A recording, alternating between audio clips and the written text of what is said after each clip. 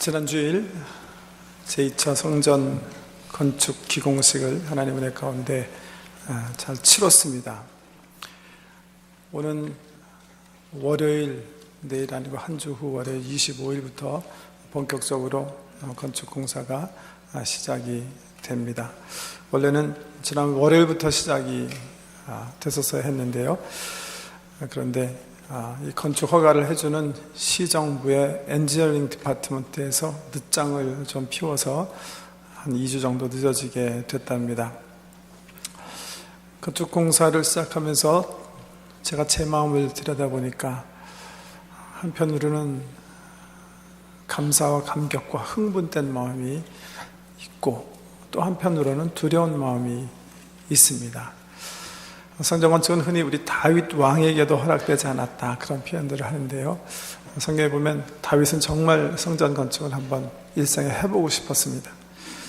근데 주님께서 너는 전쟁에서 너무나 피를 많이 흘렸어. 그러니까 내 때 하지 말고 솔로몬 왕, 내 아들의 때 해라. 그렇게 하나님께서 지시하세요.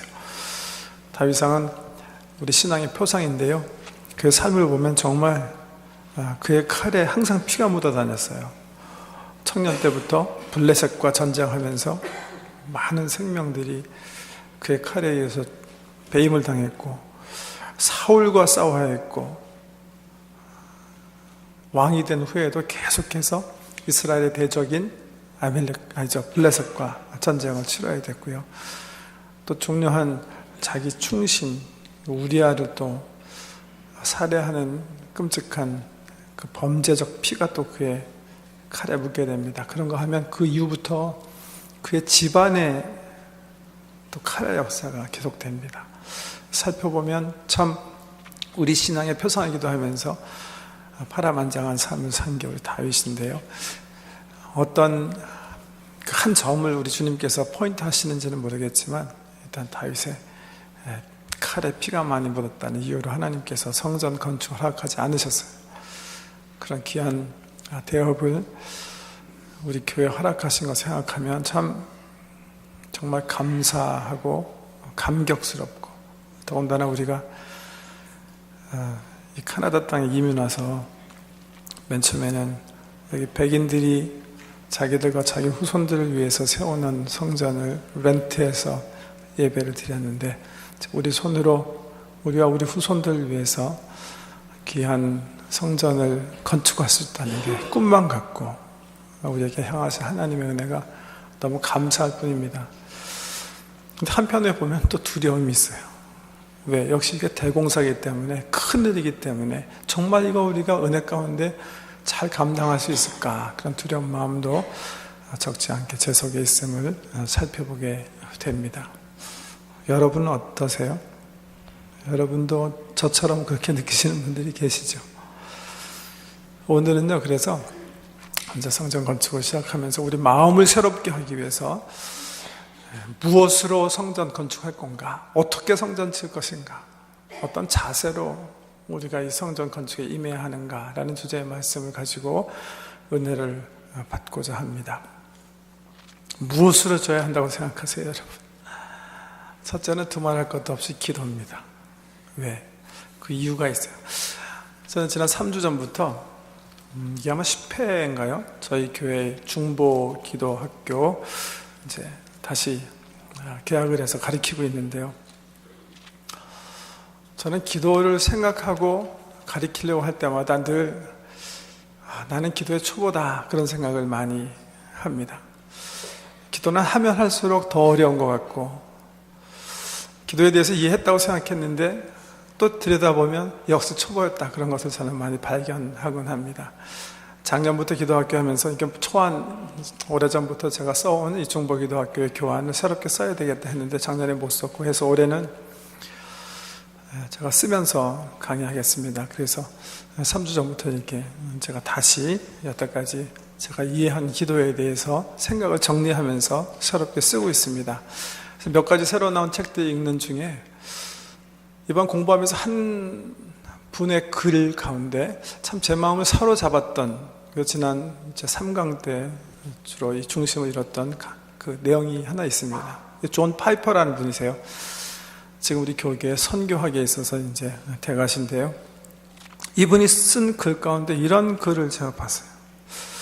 지금 우리가 얼마나 심각한 영적 전쟁을 치르고 있는지 의식하지 않는 한 우리는 결코 기도의 필요성을 느끼지 못할 것입니다 하는 그런 구절. 우리가 보이지 않지만 지금 엄청나게 심각한 영적 전쟁을 지금 치르고 있습니다. 근데 그거를 인식해야 정말 기도해야 되겠구나, 그 인식을 우리가 새롭게 할 수 있다는 거예요. 그 인식이 새롭지 않으면 기도 안 하게 된다는 얘기예요. 기도하는 분, 또 중보기도 힘쓰는 분들이 지금 우리가 관계되어 있는, 참전하고 있는 전쟁이 얼마나 무시무시한 전쟁인 것을 인식할 필요가 있다, 그런 가르침인데요. 성경적으로 보면 정말 그렇거든요. 지금 우리가 이렇게 보면 보이지 않을지 모르지만 사단은요, 지금 하나님의 나라, 우리 성도 파괴하기 위해서 얼마나 갖은 애와 작전과 교란을 가지고 우리 공격하고 있습니까? 그래서 바울이 얘기하잖아요. 우리가 싸움하는 것은 보이는 전쟁이 아니라 보이지 않는 영적 전쟁이다. 그러기 위해서 우리가 하나님의 전신갑주를 항상 입으면서 전쟁에 임해야 된다, 그렇게 얘기하시는 거예요. 영적 전쟁, 특별히 누가복음 11장 보면 이런 이야기가 나와요. 어떤 아이가 귀신 들렸는데 그것 때문에 귀를 제대로 듣지 못했습니다. 예수님께서 그것을 보시고요, 그 아이를 불쌍히 여겨서 귀신을 쫓아내주세요. 그래서 그 아이에게 귀신이 떠나감과 함께 그 아이가 비로소 귀가 열려서 듣게 됩니다. 그런데 그것을 보고서 우리 예수운동을 반대하는 유대 종교 지도자들이 시비 거는 거예요. 이거 봐라, 예수 속에 사단이 있다. 그 사단의 능력으로 지금 예수가 귀신을 내쫓은 게 아니냐, 바알세불이 그 안에서 역사하고 있다, 이렇게 비아냥거립니다. 그걸 들으시고 예수님께서 얘기하세요. 만약에 한 집안에서 싸움이 나면 그 집안이 어떻게 세워지겠느냐, 사단이 자기가 부리는 악한 영들을 스스로 쫓아내면 사단의 나라가 어떻게 쓰겠느냐, 그건 그렇지 않다. 다만 하나님의 나라가 그 아이의 영혼 속에 세워졌기 때문에 사탄이 자리를 잡지 못하고 떠난 것 뿐이다, 이렇게 설명하세요. 근데 그렇게 설명하시고 나서요, 우리 성도들이 좀 이렇게 가슴에 새기고 생각해야 할 아주 중요한 말씀을 하십니다. 제가 읽어드릴게요. 더러운 귀신이 사람에게서 나갔을 때에 물 없는 곳으로 다니며 쉬기를 구하되 얻지 못하고 이에 이르되 내가 나온 내 집으로 돌아가리라 하고 가서 보니 그 집이 청소되고 수리되었거늘 이에 가서 저보다 더 악한 귀신 7을 데리고 들어가서 거하니 그 사람의 나중 형편이 전보다 더 심하게 되느니라. 이 아이를 빗대서 우리의 삶의 어떤 한 가능성에 대해서 말씀하시는 건데, 이 아이가 예수 그리스도의 능력으로 그 속에 역사하던 귀신이 떠나갔어요.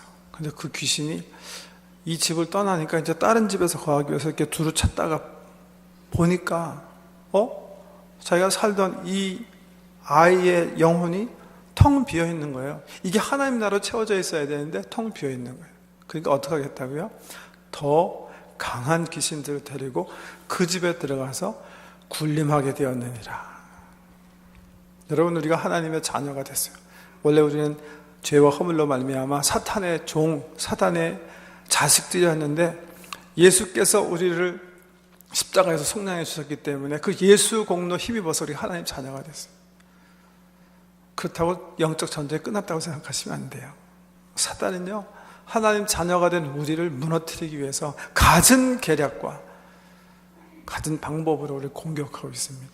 우리 지금 영적 전쟁을 치르고 있는 거예요. 각 성도들이, 교회가 공동체적으로는 하나님 나라와 세상 나라 이 사이에 끊임없는 영도 전쟁이 일어나고 있는 거예요. 저는 지난 주일에 이렇게 기공식 순서를 하면서 이렇게 좀 whimsical 아이러니, 좀 묘한 아이러니를 이렇게 좀 느꼈어요.